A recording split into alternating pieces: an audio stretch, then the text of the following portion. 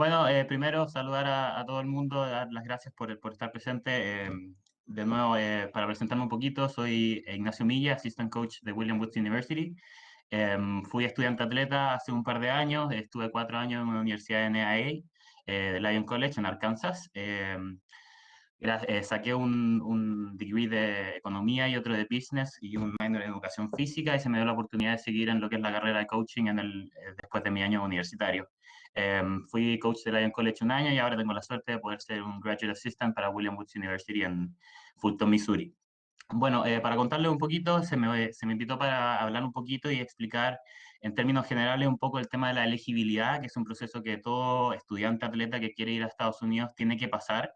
Eh, y bueno, les quiero primero explicar qué es el término de elegibilidad, cómo se ocupa, quién lo regula, cómo se regula y un poquito de todo en ese aspecto. Entonces, bueno, pasando ya a lo que es el término de elegibilidad deportiva, primero hacer una aclaración, estos son mínimos estándares que entregan estas organizaciones, por lo tanto no garantizan una beca.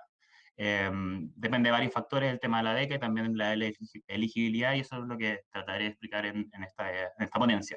En términos de definición, son requisitos mínimos como para poder ser considerado un estudiante atleta.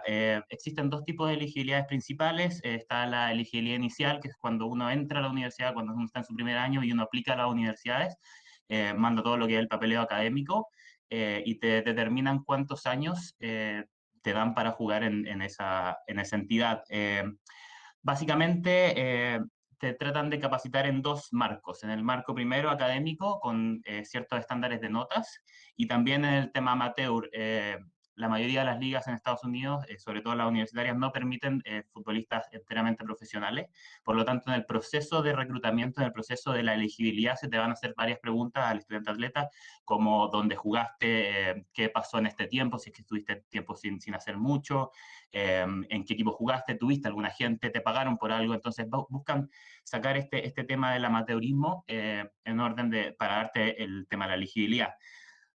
El requisito académico más que nada es para certificar que el atleta puede subsistir la carga de ser un estudiante atleta. Obviamente están sometidos a mucho estrés y a mucha actividad, no solamente en la parte de fútbol, pero también académico, social y mucho. Entonces, estos son estándares básicos para poder certificar que el estudiante va a ser exitoso en lo que es la carrera.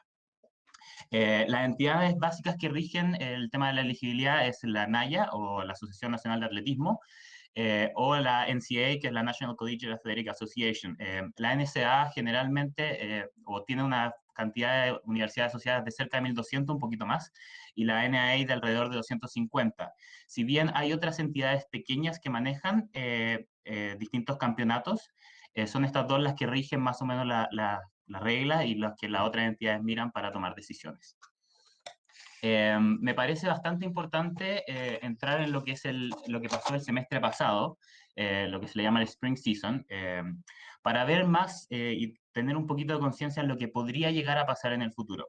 Eh, si bien, obviamente, fue una respuesta de emergencia lo que tomaron las ligas por obviamente el tema de la pandemia, eh, generalmente siguen una lógica y van a seguir con esa misma lógica para el futuro, por lo tanto me parece importante revisar un poco lo que pasó el semestre pasado. Durante el semestre del Spring, que es generalmente entre enero y mayo, se juegan dos tipos de temporadas. Está la temporada de Winter, que es deportes como el básquetbol, que empiezan un poquito antes, alrededor de diciembre, y terminan en marzo o abril, y las temporadas de Spring, que son de entre febrero y a finales de mayo. Obviamente con el tema COVID, en marzo hubo una explosión en el tema. Muchas universidades, si no la totalidad, se fueron online, dejando a estos estudiantes sin una posibilidad de obviamente estar compitiendo. Y la pregunta básica fue, ¿qué pasa con la elegibilidad de esos estudiantes? ¿Qué pasa con el senior que está en su última temporada, alcanzó a jugar 2 partidos y le cancelaron la temporada? ¿O qué pasa con el freshman, el de primer año que llega, está jugando su primer partido y le cancelaron la temporada? ¿Le va a contar? ¿Se le va a quitar la elegibilidad? Y eso es la respuesta que trajo la NAA y la NCAA, que fue un poco de emergencia, un poco para salirse un poquito del aprieto en el momento, pero que básicamente lo que fue no contar esas temporadas que estaban recién comenzando y agregarle un año más de elegibilidad bueno, a esa gente que estaba compitiendo ahí. Bueno, me parece importante también clarificar que estos updates son solo para este año. No quiere decir necesariamente que vayan a subsistir en el futuro o que estas mismas medidas sean las medidas para el futuro. Constantemente, y constantemente me refiero a día por día, hora por hora, van cambiando estas cosas, van cambiando en el tema de cada división, en el tema de si vamos a jugar o no. Entonces, todo esto es muy variable y muy flexible, por lo que me parece importante darles los updates que se están haciendo para este año, pero también clarificar que puede que esto cambie un poquito en el futuro. Vamos a entrar y lo que voy a hacer es entrar específicamente por cada división para darle un poquito la idea de cómo se hace o cuál es el requerimiento estándar de elegibilidad para cada división y cuáles son los ajustes que se han hecho por el tema de COVID.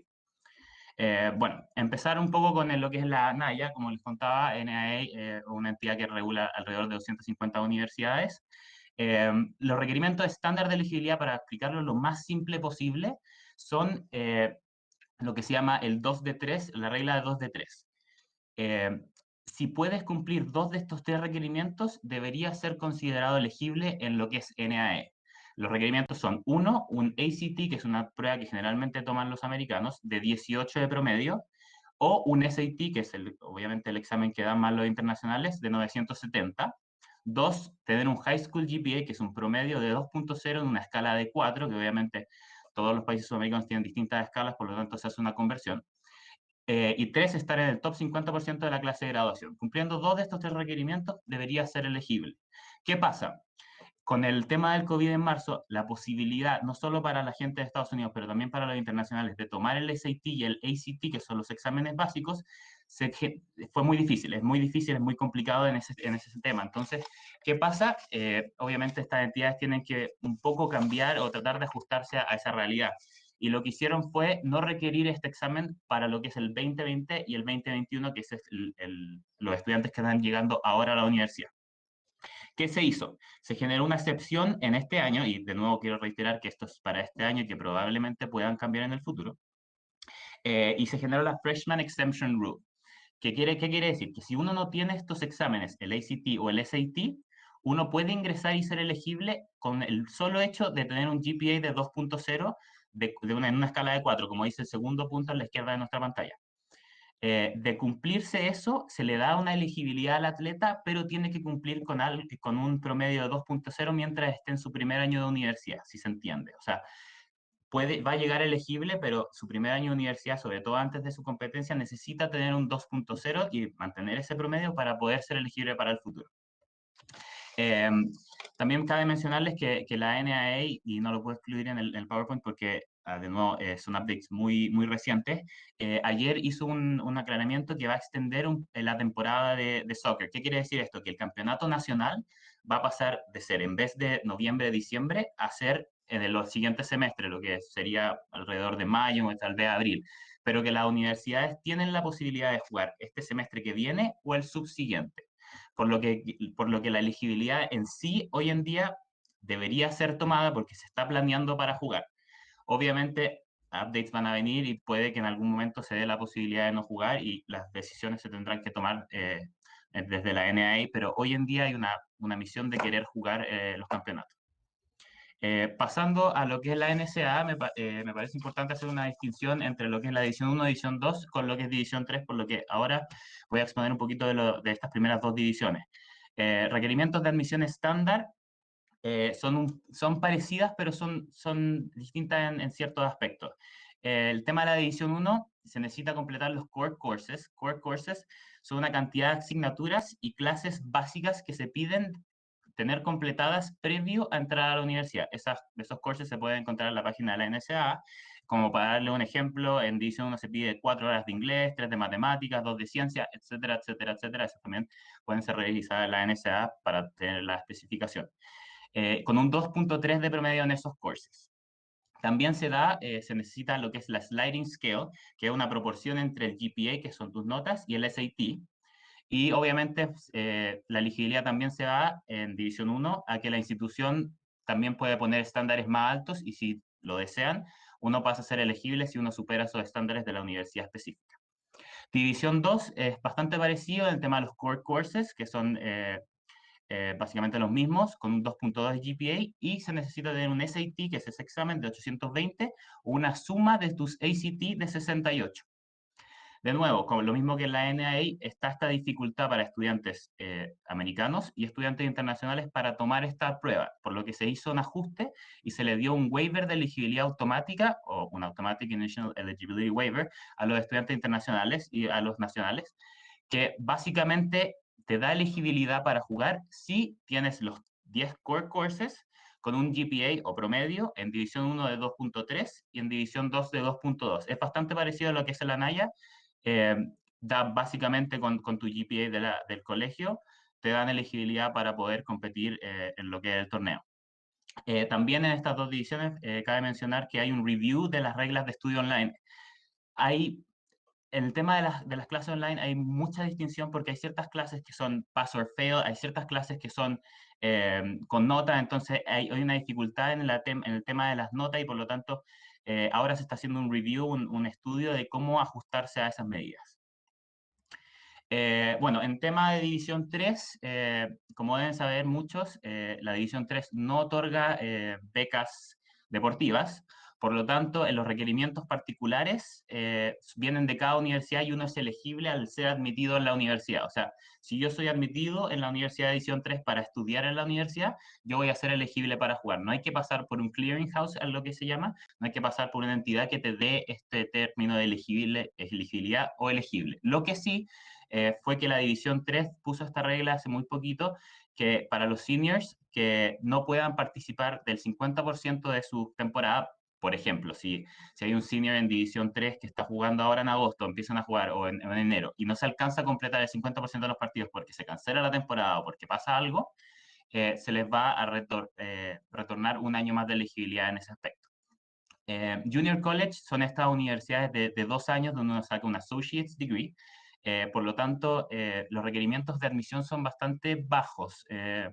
Términos que hay ciertos que no te piden pruebas, hay ciertos que son de puntajes bastante bajos, entonces no hay requerimiento estándar. Sin embargo, lo que han hecho fueron mover la mayoría de las temporadas de fall, sobre todo las temporadas que requieren equipo, canceladas o movidas a lo que es el siguiente semestre. Por lo tanto, la elegibilidad se cumpliría en lo que es el siguiente semestre.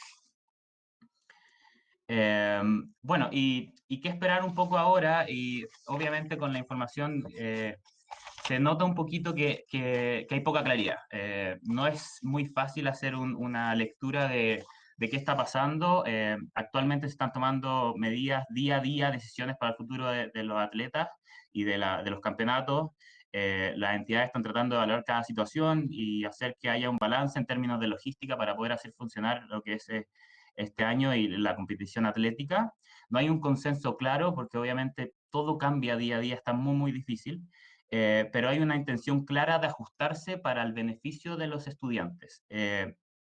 Por ejemplo, el mail que manda la NAA ayer y que lo que publica en su página dice claramente que buscan beneficiar un poco al estudiante, que no se pierda la elegibilidad en caso de algún tipo de problema y por eso me parecía bastante importante mencionar lo del spring del semestre pasado, probablemente tomen un protocolo bastante similar a lo que pasó el año pasado si es que esta situación sigue así. Por lo tanto, lo que podríamos esperar es que obviamente si hay una dificultad importante para tomar el SAT y los exámenes, que eso no se vayan a tomar en cuenta y que básicamente uno pueda ser elegible con el tema del amateurismo y con las notas del colegio.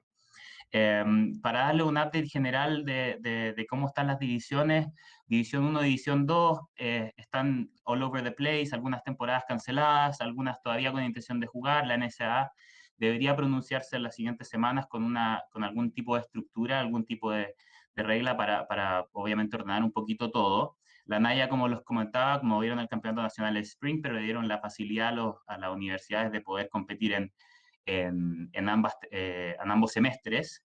Obviamente la decisión va en cada conferencia de escuela.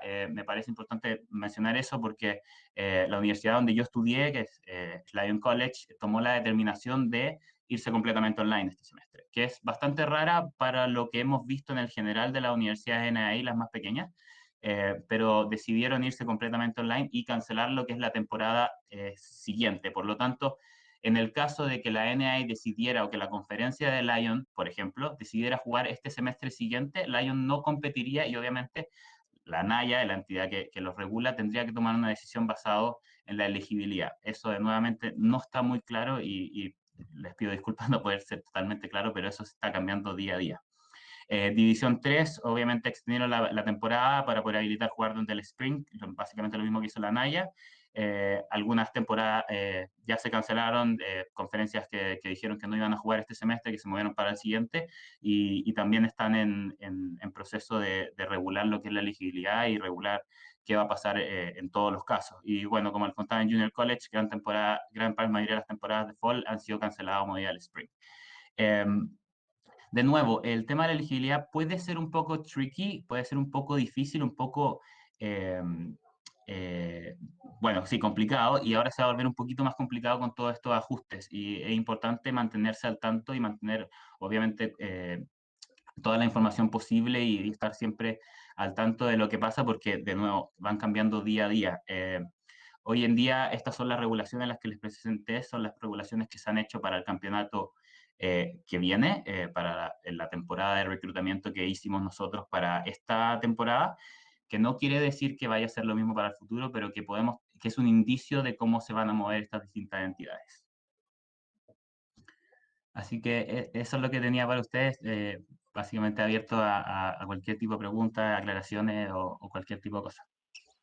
Ignacio, muchísimas gracias por tu exposición. Como lo decíamos, un tema complejo, muy importante y seguramente habrá algunas preguntas para redondear la idea, ¿no? Para terminar de completar cualquier laguna que tengan los espectadores en ese sentido. Si te parece, entonces, empezamos por una que escribieron en el chat la amiga Loribel Mercedes y ella nos pregunta sobre la liga de los community colleges, ¿no? La NJCAA. ¿Qué es esa liga y cómo se diferencia tal vez de la NCAA o la NAIA?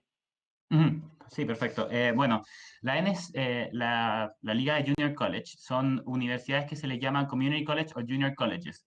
Son universidades que entregan lo que se llama un Associate's Degree. Cuando uno va a una universidad de 4 años, va para lo que se llama un Bachelor's, que es básicamente el título profesional universitario en lo que uno quiera sacar. El Associate's es como llegar a la mitad del camino. Es básicamente llegar a la mitad del camino, tomar lo que son las clases generales, y eso es lo que da el Junior College. El Junior College es una entidad un poquito más pequeña, más fácil de acceder. A veces mucho estudiante que, por ejemplo, no tiene un gran nivel de inglés o tal vez no tuvieron los resultados de notas, los requerimientos para ingresar son un poco más bajos, por lo tanto, se le hace, es bastante atractiva para ciertos jugadores entrar a esas universidades donde juegan 2 años, obviamente sacan esta Associate's Degree, juegan 2 años a nivel bastante alto, que nadie les quiere decir que los Junior Colleges no tienen nivel alto. Nosotros todos los años jugamos amistosos con Junior Colleges de bastante nivel, los top 15 podrían competirle a cualquier tipo de universidad en la nación, pero básicamente juegan durante estos 2 años, ocupan 2 años de elegibilidad y después de estos 2 años eligen transferirse a una universidad de 4 años. Por ejemplo, yo en mi universidad hoy en día me parece que, y trato de decir el número correcto, creo que traje 4 jugadores de Junior College para esta temporada. Entonces uno los ve, obviamente es una buena oportunidad porque uno se ve expuesto ya a lo que es el nivel universitario. Entonces, ¿qué pasa? Yo viendo a un jugador internacional, a veces uno con el video no alcanza, con la conversación no alcanza, entonces, ¿qué pasa? Estos Junior College te dan otro tipo de exposición, te dan partidos en Estados Unidos, te dan gran nivel, obviamente el tema de las estadísticas que se mantiene que es bastante adherido a la cultura estadounidense, el tema de las estadísticas te hacen un track, entonces son universidades que son básicamente un salto para llegar a una universidad un poco más grande y eso se ve bastante, o sea, la Universidad de División 1, División 2 y particularmente la NAIA reclutan muchísimo de ese tipo de universidad. Sí, esa última parte creo que es muy importante porque entendiendo a veces la necesidad económica que pueda tener una familia latinoamericana, opta por la opción de los community college, pero resulta que el atleta tiene mucho talento, tiene mucho potencial, mucha capacidad de crecimiento y justamente es la oportunidad, me parece a mí, tú lo vas a asegurar de mejor manera como assistant coach, ven allí una posible fuente de talento para captarlos hacia universidades de mayor nivel, en este caso la NCAA, por ejemplo. Exacto, o sea, primero son universidades que son bastante más accesibles económicamente, por lo tanto, Claro, eso pasa a ser atractivo para ellos. sí. Y también hay un nivel bastante alto, o sea, si uno mira los top junior colleges, hay jugadores que uno mira y van, hay junior colleges que son especializados, por ejemplo, que solo mandan jugadores a División 1, tienen un nivel tan grande que todos sus jugadores son atraídos por universidades gigantes al tiro. Y eso pasa no solamente en soccer, que es mi deporte, sino que en todos los otros deportes. Entonces, me parece, y he visto bastante mis compañeros en el pasado que fueron por esa ruta y terminaron en universidades fantásticas y que viven otro tipo de experiencia también, y bastante válido y bastante bien. Pasamos entonces a las preguntas de los espectadores. Andreina Col nos pregunta, ¿varían los requisitos de inscripción según el tipo de liga? Sí, básicamente te piden un poco lo mismo, pero uno va en una clearinghouse distinto. Cada entidad tiene una clearinghouse que se le llama una entidad en sí, que regula todo, que recibe tus documentos, que los analiza, que hace las preguntas. Entonces, cada entidad en sí es distinta, independiente de la otra. Sin embargo, la mayoría de los requisitos son básicamente los mismos. O sea, como veíamos, la NAIA y la NCAA, por ejemplo, sí o sí te piden el SAT, el ACT o el TOEFL, por ejemplo, por decirlo así. Pero son básicamente los mismos exámenes, solo que distintos requerimientos, y obviamente uno podría llegar a ser elegible en una división y no ser elegible en la otra. Perfecto, pasamos a otra pregunta. Fabiana Mata nos dice, quiero optar por una beca deportiva para Fall 2021, es decir, la ventana de agosto del año 2021, pero no me había terminado de registrar en la NCAA porque me suspendieron el SAT en marzo. Estos ajustes mencionados en tu ponencia, Ignacio, entonces significan que no necesito el SAT para terminar mi registro en NCAA o en NAIA. A ver, no necesariamente. ¿Qué pasa? Como les comentaba durante la ponencia, estos ajustes son de emergencia y por eso se les llama de emergencia porque hoy en día lo que está tratando la NA y la NSA es tratar de esta temporada que tenemos ahora, en agosto, en septiembre, tratar de hacerla funcionar. Por lo tanto, estos ajustes son temporales y la palabra temporal es muy importante porque la repiten ellos mucho y porque es importante entenderla. Son ajustes de ahora. Si bien a mí me parece personalmente y como la NIA también lo mencionó ayer, que estos protocolos vayan a ser bastante similares, no podemos asegurar que para el siguiente año vayan a ser los mismos requisitos. Si la pandemia sigue como está y seguimos con esta dificultad de dar los exámenes, me parece, no obvio, pero me parece bastante lógico que sigan con estas mismas regulaciones y que no necesite el SAT para registrarse.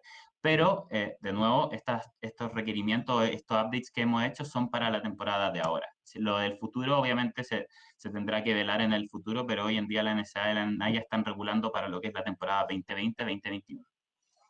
Alexandra Cedeño dice, con la extensión que le están dando a los seniors, la NCAA de un año adicional, ¿qué pasa con las becas para los jugadores de nuevo ingreso? No deberían cambiar. Básicamente, depende un poco de la universidad, pero en general las universidades van dados budgets por años, o sea, te dan un budget para reclutar, en caso de que uno sea División 1, División 2 o NAI, donde uno puede entregar becas, te entregan un budget anual para tus recruits de primer año. Por lo tanto, ese senior que está en el quinto año generalmente no entra en la ecuación de si puedo traer o no a alguien en el futuro. Sí puede afectar un poco en lo que es el promedio, en distintas cosas, pero no debería afectar directamente lo que es la admisión para un estudiante, un freshman, que un senior se quede un año más. En términos de tal vez de números o en términos tal vez de que haya una posición no available, puede Claro. ser, pero en términos de reclutamiento no debería ser distinto. Gianco Varela nos dice, ¿cómo se puede pasar del fútbol universitario a un nivel profesional, por ejemplo, a la Major League Soccer? Y yo creo que aquí es importante, Ignacio, si tienes la información, que no solo nos limitemos al fútbol, ¿no? Sino tal vez al resto de deportes tradicionales como el béisbol y el baloncesto. Tengo entendido Ujú. que la figura del draft existe en todas estas disciplinas, ¿no? Sí, sí. Bueno, obviamente formas de llegar al profesionalismo hay varias, pero en el término universitario se ocupa mucho, como tú mencionaste, el tema del draft, sobre todo para los deportes un poquito más grandes, lo que es el fútbol americano, el béisbol, el básquetbol, inclusive para soccer, y yo tengo conocidos que hayan estado en el draft de soccer. Se ve un poco menos, pero en general esa es la forma más grande de ir al profesionalismo. ¿Qué es? El draft se selecciona al top de seniors o gente que esté habilitada para ir al draft para ser seleccionado por un equipo profesional. Entonces, se te investiga, hay camps donde uno va y los beisbolistas van, donde tú tienen pitching camps, y van y muestran, y están los entrenadores mirando y toman estadísticas y todo, y al final ese draft se genera una situación donde básicamente los equipos eligen a los mejores atletas y se los llevan. Si bien esa es la forma más tradicional de llegar al profesionalismo, hay varias más. Y yo obviamente les puedo contar un poquito de la parte del fútbol, porque, a ver, yo pasé por eso. Existen varios tipos de ligas semiprofesionales y que se les da, donde los jugadores les dan prioridad a esas ligas durante su estadía universitaria para exponerse básicamente a los equipos profesionales. Eso quiere decir jugar en lo que se llama la Liga PDL, NPSL. Son ligas que van generalmente durante el verano, que son amateurs, porque obviamente, o como quiero reiterar, hay que mantener un estatus amateur mientras uno juega en la universidad.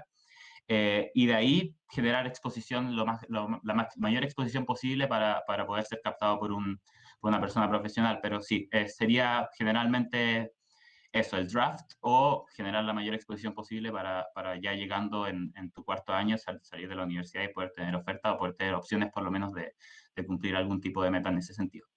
Sí, incluso el draft es una opción tan viable, al menos en el aspecto del fútbol, Ignacio, que en Venezuela tenemos un ejemplo muy claro con Alejandro Moreno, que a la postre se terminó convirtiendo en uno Ujú, de los goleadores históricos de la Major League Soccer y también, por ujú, supuesto, selección venezolana de fútbol. Andrés Zurita ujú. pregunta, ¿qué evalúan en los deportistas para conseguir una beca deportiva, valga la redundancia?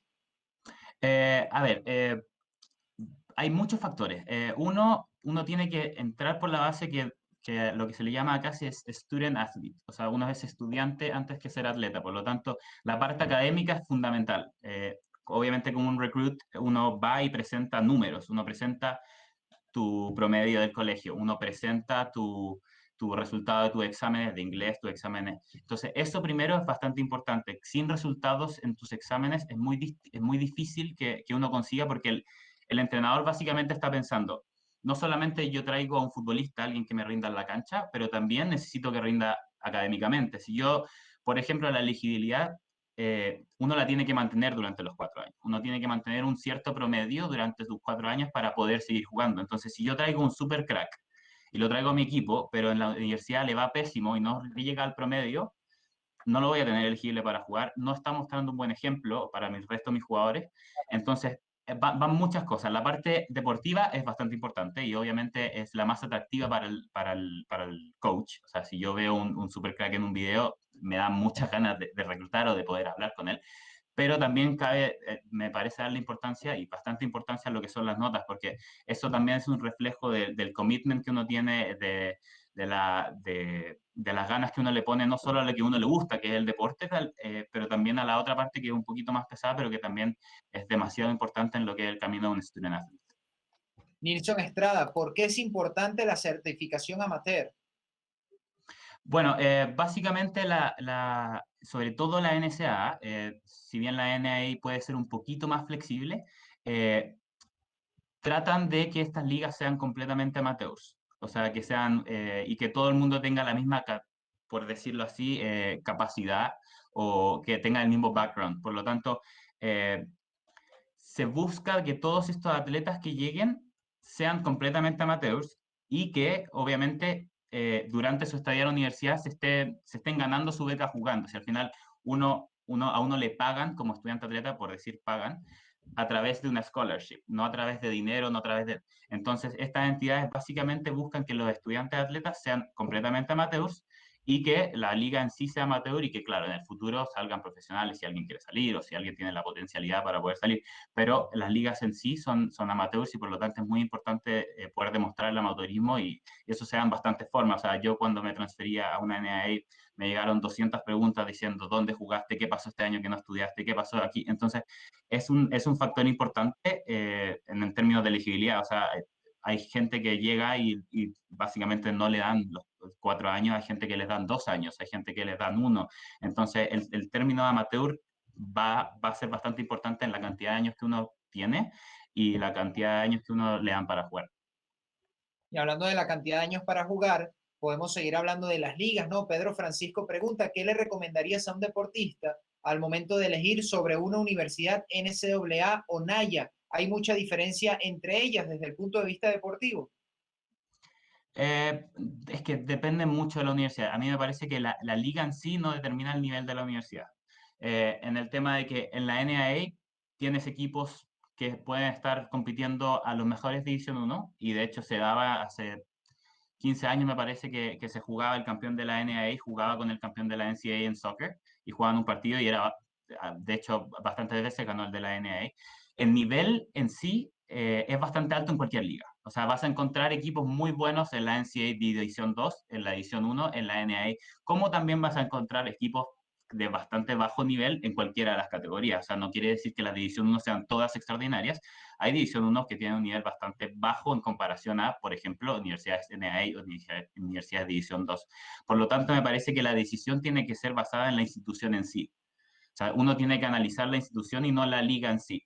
Si yo voy a una institución, si yo me fijo mucho, yo quiero la División 2 o yo quiero la División 1, División 1, División 1, tal vez uno no toma demasiado en cuenta ese factor y no toma en cuenta otros factores que son bastante más importantes. El tema de dónde estás viviendo, cuál es el apoyo que tienes, ¿cómo es el entrenador contigo? ¿Se ve interesado? ¿No se ve interesado? Obviamente el tema económico, que también puede ser importante, o sea, ¿qué tipo de beca me están dando? ¿Cuánto me están dando?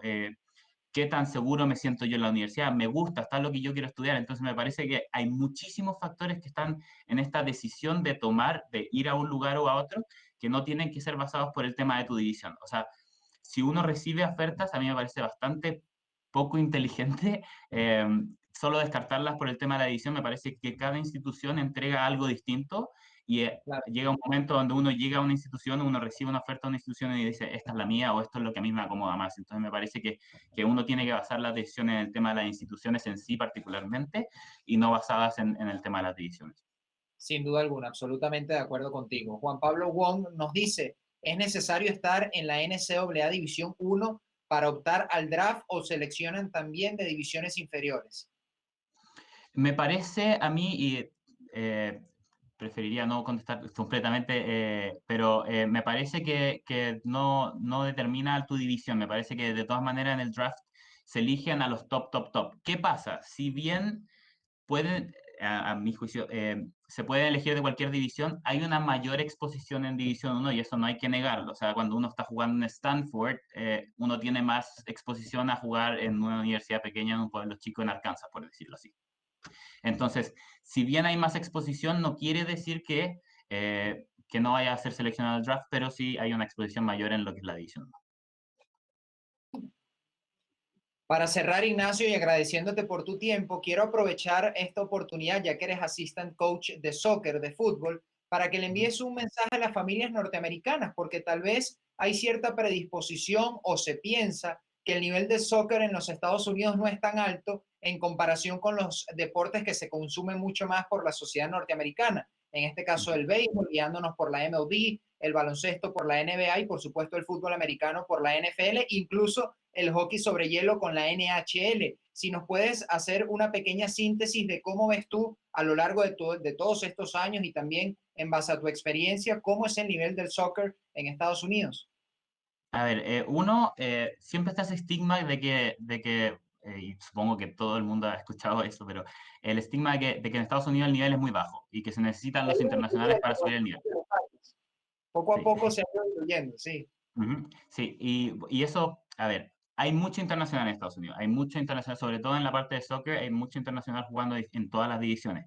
Sin embargo, el nivel de los jugadores top estadounidenses es muy, muy bueno. Yo tuve la suerte de poder estar en un programa de División 1, donde la mayoría eran americanos y el nivel era bastante, bastante alto. Jugadores jugando en sus selecciones, jugando ahora en equipos de la MLS, en USL. De hecho, si les comento, el mejor jugador con el que yo he jugado como compañero de equipo en mis 5 años en Estados Unidos era americano, Carolina del Norte. Entonces, el nivel en sí de los americanos no es bajo. Si bien es un deporte que no se ha desarrollado al nivel del básquetbol, del béisbol, del fútbol americano, donde están los atletas más grandes, los top de lo que es los americanos, el nivel es alto.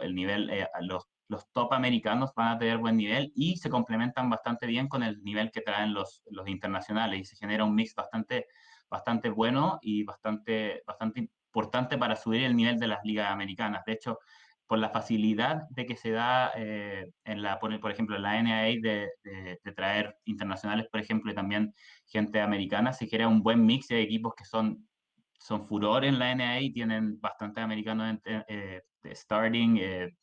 A ver, el nivel es alto y el nivel va a seguir subiendo y sube todos los años y todos los años es la misma discusión con otros entrenadores de que sube y sube y sube y va a seguir subiendo. Nosotros muy contentos con eso porque el deporte se desarrolla un poquito más acá y nosotros lo vemos también con las oportunidades que se nos dan a nosotros acá. Pero el estigma de que el nivel acá es bajo, que uno va a llegar porque uno jugó en cadete o porque yo jugué en la sub-20 de no sé qué y voy a romperla, no, requiere mucho trabajo, requiere uno tener que prepararse mentalmente, físicamente, y llegar con una convicción y con una idea de que yo me tengo que matar el lomo para poder tener un puesto, porque si yo no trabajo, otro va a trabajar más que yo y me va a ganar el puesto. Entonces, esa predisposición de venir que yo la voy a romper porque yo vengo de acá o que yo jugué acá, es completamente errónea y los entrenadores también lo notan. A ver, uno tiene que llegar con la cabeza gacha y yo voy a trabajar y voy a hacer todo lo posible para ganarme un spot, no importando si la persona que está compitiendo conmigo es americana, si es chilena, si es igual de cualquier parte. Entonces me parece bastante importante recalcar esa parte.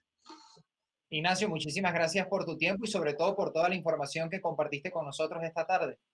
No, muchas gracias a ustedes por la invitación y muchas gracias por aguantarme los 40 minutos.